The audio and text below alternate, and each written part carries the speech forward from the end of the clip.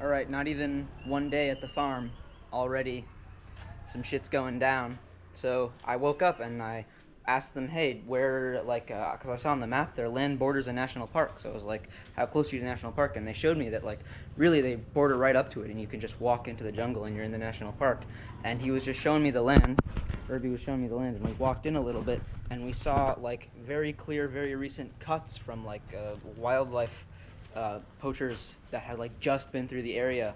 And so now we're gonna go in and film it for the, I guess, like, local authorities, or yes, for the local authorities. Yeah, to show that there's been, like, poaching in the area and illegal cutting and stuff. And I'm gonna film on my GoPro because it films in 4K. It's very high quality, and I'll film that to show to the local authorities, and also for you guys to Show see. the world. Show the world. We need the people to see what's going on.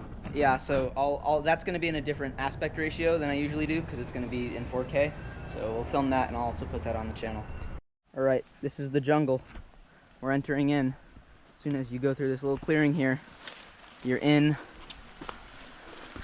the national park. And then this is like a real shit jungle. Like, he found a couple pit vipers, like, just over here. Found a king cobra a couple feet back.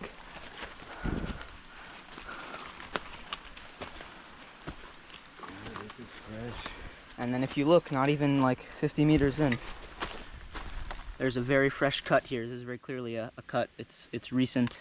That's not natural. No, it's a cut. It says up here there's more light than there was before, so they, like, took down This some can trees. be about the falling tree.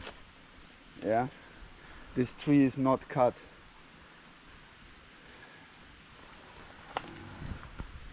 All right, I'll film more evidence of humans if we find it. So Herbie is dual wielding machetes right now, but he's trying to use them as little as possible because if the hunters see that we've been here, they're gonna avoid this area. So we're trying to be stealthy and just find where they've been without, like, disturbing the area too much. Right, we only check if we find some new traps, what we do, where we have problems the last 4 years already, and a couple from our dogs get cut in the traps. So, and if I see there's activities, I love to check what I need to check about if there are any traps.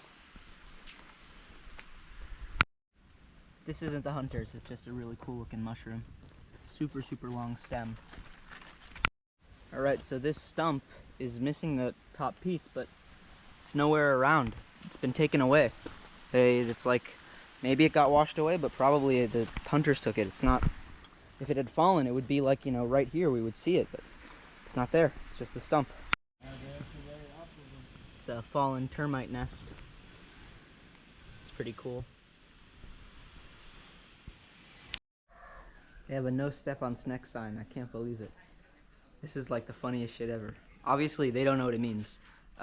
For any of you guys watching who doesn't know what it means, it's a meme of the "Don't Tread on Me" flag, but that is really funny. The last thing I expected to see in rural Cambodia was a no step on snake flag. All right, chicken feeding time. Some of the chickens have yellow feet, and those are like the more typical farm chickens. And some of the chickens have, oh, they kind of run away. Some of them have black feet, and apparently those are much more like the forest chickens, much more natural, better suited. So we want taste. better taste. Better taste. So we want the chickens with the black feet. All right, so this is without a doubt easily the biggest snail I've ever seen in my life. This is, I mean, here's my hand for size comparison. This thing is massive. This is like 20 snails rolled into one. Let me get another shot. Here's a bottle cap. The smallest snail next to him. Oh yeah, he's got a little buddy. Here's the big guy. Here's a bottle cap for comparison. This thing is incredibly. This is like the mother of all snails. All right, so I've come in the rainy season, where there's less work because a lot of the time it's raining pretty hard and you can't really go out and work while it's raining. But I'm learning a lot about this place. Apparently, there's a military base only 3 miles that way. If you go too deep into the jungle, you'll stumble into it. Over here, there's a water channel, and Herbie and I were talking. We think there might be gold there. We might go out with a metal detector. We might try and see what we can find, even if not gold, maybe just some precious metals. But there's a gold mine. How many kilometers from here is the gold mine? Monkey, how many kilometers is the gold mine? 200, 300 kilometers, 200 kilometers?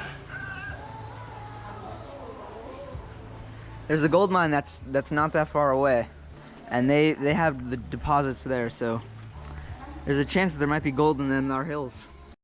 All right, so this banana tree had fallen over, and they wanted to lift it up so that the flower could get air, so it would still be able to fruit, because it was kind of being smushed by the rest of the tree. So we made this sort of wooden cross to prop up the tree, and we all came and lifted it. It's pretty light. The banana tree stem is like, the bark is like the inside the cambium layer, all that. It's very, very light. So if you live with just one person, and now the flower supported. Okay, so they have a little sukkah-esque sculpture with passion fruit hanging everywhere. As you can see, they're fruiting, and apparently this is a specialized crossbreed only at this farm of the yellow and the purple passion fruit. They put out the pots. The purple passion fruit was up already. They put out the pots of the yellow passion fruit just to sort of lay it out to see like where they wanted them to go, and then they had to leave, and when they came back, the purple ones and the yellow ones had interbred, and they made a hybrid of the purple and the yellow passion fruits that are orange on the inside. So that's a special at this farm. Planting a lime plant, just putting some good soil around it to help it take. Alright, we're digging a hole for a mango, and the soil on top is fine, but the deeper layer of the soil is pretty much like pottery clay. Like, you know, it's like Play-Doh. It's completely squishable and moldable, and this came straight from the ground. This is like, you could use this in a kiln. So it's very, you know, fun to play with, but definitely not at all the right kind of soil for growing the mango in. So we're gonna have to dig a much bigger hole and then fill it with better, like, black soil for the mango to grow from. This stuff is really fun though. It really feels like just nature's Play-Doh. Alright, hole is dug. Now we're gonna start putting the good soil in.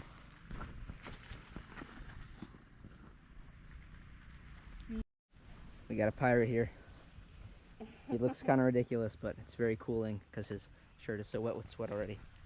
Cool gecko back tattoo. Yeah, you look like you're about to rob me off the coast of Somalia. Alright, we found a scorpion, but unfortunately its stinger got cut off by the hoe here, so it's not had a great time.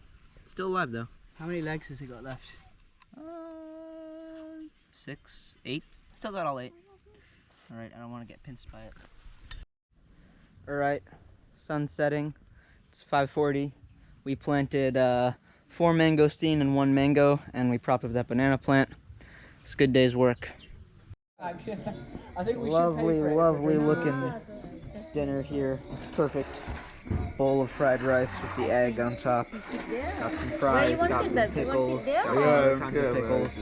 He's having a burger. Alright, so today we're starting off with some weeding. We're mainly weeding this plant. In America, it's the kind that the leaves curl up when you touch them. Like, they're super sensitive, and they fold up like that just from touch. In America, we put this in our botanical gardens. In Cambodia, it's a weed. That's crazy. Little afternoon snack of fried banana. Been doing a bunch of clearing out this area. Alright, we're moving this chicken coop. 4 people lifting it. Yeah. Chicken transport service. It's gonna be a special coop just for the disabled chickens, and we're gonna put it closer away from all the other chickens that are attacking them. And now, stop. Put down.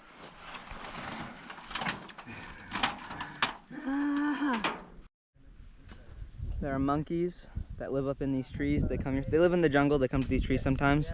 I really hope I can get some footage of these monkeys, but today we're planting a banana tree. Not for us, but for the monkeys. We plant one here, plant here, plant here. Right now, digging down here to put in this banana tree.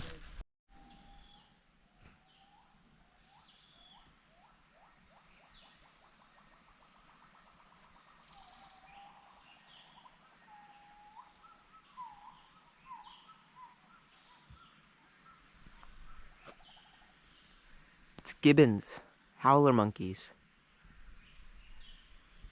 They're calling to each other.